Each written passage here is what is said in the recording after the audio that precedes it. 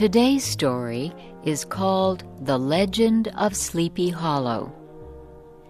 It is about something strange that happened long ago in a valley called Sleepy Hollow. The valley known as Sleepy Hollow hides from the world in the high hills of New York State. There are many stories told about the quiet valley, but the story that people believe most is about a man who rides a horse at night. The story says the man died many years ago during the American Revolutionary War. His head was shot off. Every night he rises from his burial place, jumps on his horse, and rides through the valley looking for his lost head. Near Sleepy Hollow is a village called Tarrytown. It was settled many years ago by people from Holland. The village had a small school and one teacher named Ichabod Crane. Ichabod Crane was a good name for him because he looked like a tall bird, a crane. He was tall and thin like a crane. His shoulders were small, joining two long arms. His head was small, too, and flat on top. He had big ears, large, glassy green eyes, and a long nose. Ichabod did not make much money as a teacher, and although he was tall and thin, he ate like a fat man.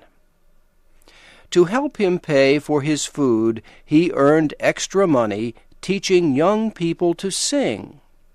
Every Sunday after church, Ichabod taught singing. Among the ladies Ichabod taught was one Katrina Van Tassel. She was the only daughter of a rich Dutch farmer. She was a girl in bloom, much like a round, red, rosy apple. Ichabod had a soft and foolish heart for the ladies, and soon found himself interested in Miss Van Tassel. Ichabod's eyes opened wide when he saw the riches of Katrina's farm. Miles of apple trees and wheat fields, and hundreds of fat farm animals. He saw himself as master of the Van Tassel farm, with Katrina as his wife. But there were many problems blocking the road to Katrina's heart. One was a strong young man named Brom Van Brunt. Brom was a hero to all the young ladies. His shoulders were big, his back was wide, and his hair was short and curly. He always won the horse races in Tarrytown and earned many prizes. Brom was never seen without a horse. Sometimes, late at night, Brom and his friends would rush through town shouting loudly from the backs of their horses. Tired old ladies would awaken from their sleep and say, "Why, there goes Brom Van Brunt leading his wild group again." Such was the enemy Ichabod had to defeat for Katrina's heart. Stronger and wiser men would not have tried, but Ichabod had a plan. He could not fight his enemy in the open, so he did it silently and secretly. He made many visits to Katrina's farm and made her think he was helping her to sing better. Time passed, and the town people thought Ichabod was winning. Brom's horse was never seen at Katrina's house on Sunday nights any more. One day in autumn, Ichabod was asked to come to a big party at the Van Tassel home. He dressed in his best clothes. A farmer loaned him an old horse for the long trip to the party. The house was filled with farmers and their wives, red-faced daughters, and clean, washed sons. The tables were filled with different things to eat. Wine filled many glasses. Brom van Brunt rode to the party on his fastest horse, called Daredevil. All the young ladies smiled happily when they saw him. Soon music filled the rooms, and everyone began to dance and sing. Ichabod was happy dancing with Katrina as Brom looked at them with a jealous heart. The night passed. The music stopped, and the young people sat together to tell stories about the Revolutionary War. Soon, stories about Sleepy Hollow were told. The most feared story was about the rider looking for his lost head. One farmer told how he raced the headless man on a horse. The farmer ran his horse faster and faster. The horseman followed over bush and stone until they came to the end of the valley. There, the headless horseman suddenly stopped. Gone were his clothes and his skin. All that was left was a man with white bones shining in the moonlight. The stories ended, and time came to leave the party. Ichabod seemed very happy until he said good night to Katrina. Was she ending their romance? He left feeling very sad. Had Katrina been seeing Ichabod just to make Brom van Brunt jealous so he would marry her? Well, Ichabod began his long ride home through the hills that surround Tarrytown. He had never felt so lonely in his life. He began to whistle as he came close to the tree where a man had been killed years ago by rebels. He thought he saw something white move in the tree.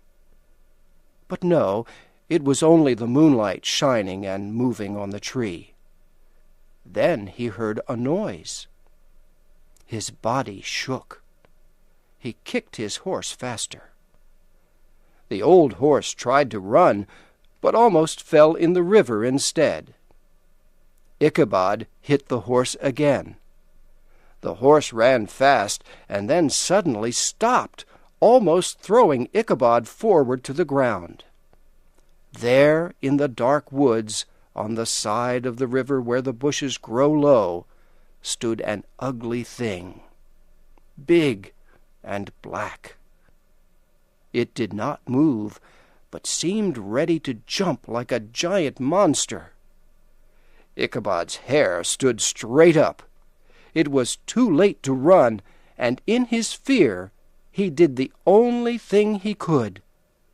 His shaking voice broke the silent valley. "Who are you?" The thing did not answer. Ichabod asked again. Still no answer. Ichabod's old horse began to move forward. The black thing began to move along the side of Ichabod's horse in the dark. Ichabod made his horse run faster. The black thing moved with them. Side by side they moved, slowly at first, and not a word was said. Ichabod felt his heart sink.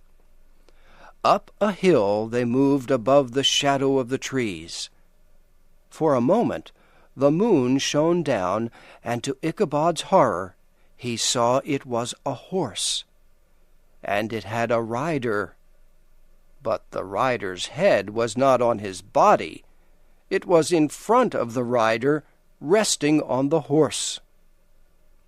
Ichabod kicked and hit his old horse with all his power.